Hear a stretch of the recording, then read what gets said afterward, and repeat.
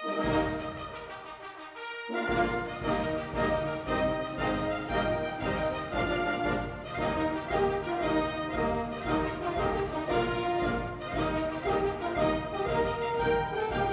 week in Limbourgeois. Sterrenchef Hans van Wolde presenteert boek over zijn toekomst en de winnaars van de Terrasprijs 2022.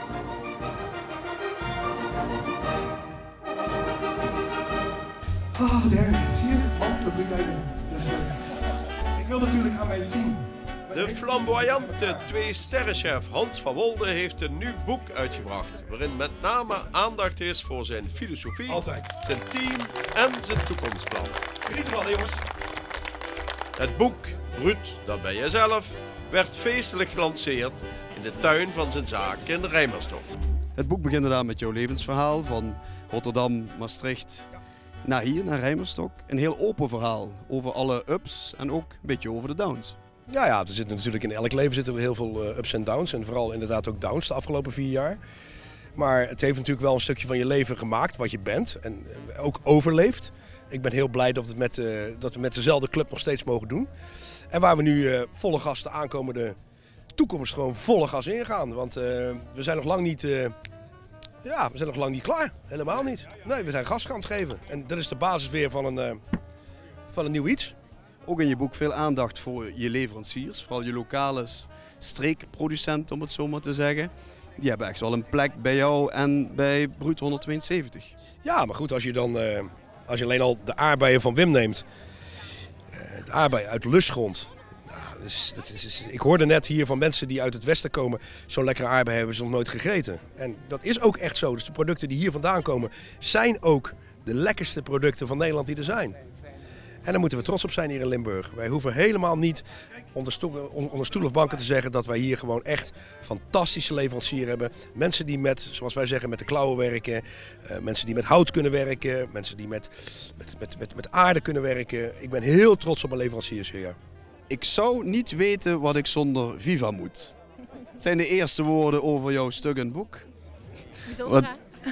Bijzonder. Ja, toch? Ja, enorm.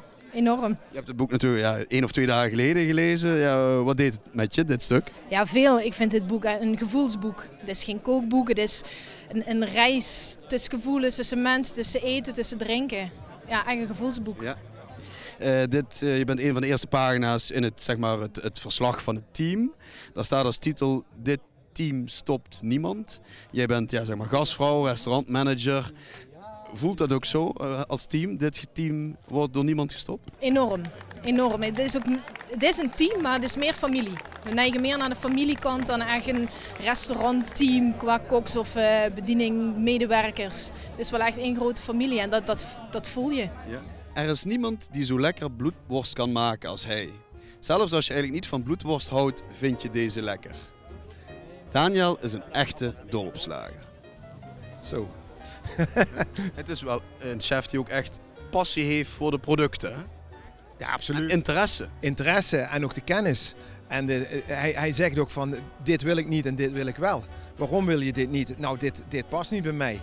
Hij wil iets wat bij hem past. Ik zie veel potentieel in Robben. Waar ik stop, gaat Robben verder.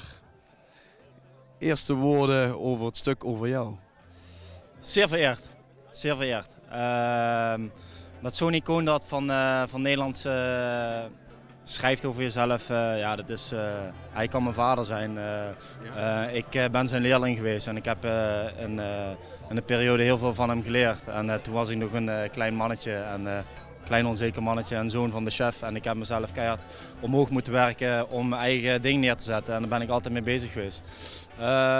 Dus ik vind het super nice dat hij zoiets schrijft. Deze week werden ook de winnaars bekend van de titel Het Terras van Limburg 2022. De vakjury riep Bistro toe in Roermond tot winnaar uit.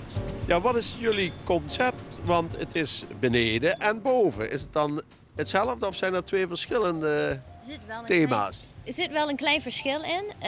Beneden op het terras is het mogelijk om echt meer van de kaart te dineren. De bistro 2, 3 gangen menu enzovoort. En hierboven is het meer burgers van de Big Green Egg.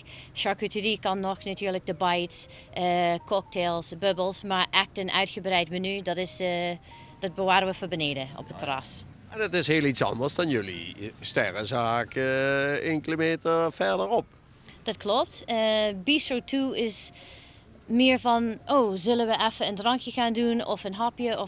Gewoon informeel, maar wel goed kwaliteit. Dat mensen hier lekker zitten te genieten, maar dan op een mooi eenvoudige manier. Ja. En niet een hele avond 7 gangen. Nee, precies. Dat kan even een glaasje bubbels en een paar oestertjes. Of alleen een glaasje bubbels of alleen een koffie en snacks. Dat is precies de bedoeling, ja. Wat zijn de afwegingen van de vakjury om dit restaurant die prijs te geven? Ja, dat zijn er meerdere. Zoals je kunt zien heeft dit terras eigenlijk wel alle facetten waar je naar op bezoek gaat als je op het terras gaat. Super mooi uitzicht over de stad, of je nu hier boven of beneden zit. Super hippe locatie en dan is het ook nog niet eens alleen een locatie die super hip is, maar je kunt er ook nog gewoon heel erg goed kwalitatief eten op een heel erg laagdrempelige manier. Dus wij denken dat op deze manier dit terras voor iedereen toegankelijk is. Voor de publieksprijs konden volgers van L1 1 Limburg en Chapeau hun stem uitbrengen en ging pijl 5 in Schinnen met de eerstrijker. Voor het publiek het meest populaire terras in ieder geval van heel Limburg. Een verrassing? Ja, uiteindelijk natuurlijk wel. Je hoopt het natuurlijk zeer zeker. Ik denk wel dat als ik zie wat er elke dag hier in beweging is misschien ook wel geen verrassing. Want het zit vol. Is dat nu alleen vandaag? Nee, het is eigenlijk, nou goed, het is natuurlijk wel vakantie. Maar het gebeurt elke dag wel 1 keer dat het helemaal vol zit. Ja. Hoeveel plekken hebben jullie? Ik heb 80 stoelen buiten en ik heb er een 90, 95 binnen. Stoelen dan, hè? Ja. Dus daar hoef je niet voor speciaal in een grote stad te zitten om toch zo'n volle zaak te hebben. Ja, blijkbaar niet, hè? Nee, goed, er zijn natuurlijk wel wat pluspunten. En pluspunten bijvoorbeeld is gratis parkeren. Het ligt op een wandel- en fietsroute, maar wij hebben eigenlijk het geluk dat we niet zozeer dat wandelen en publiek hebben, maar we hebben vooral mensen wat rechtstreeks hier naartoe komen, autootje parkeren en dan gebeurt het wel.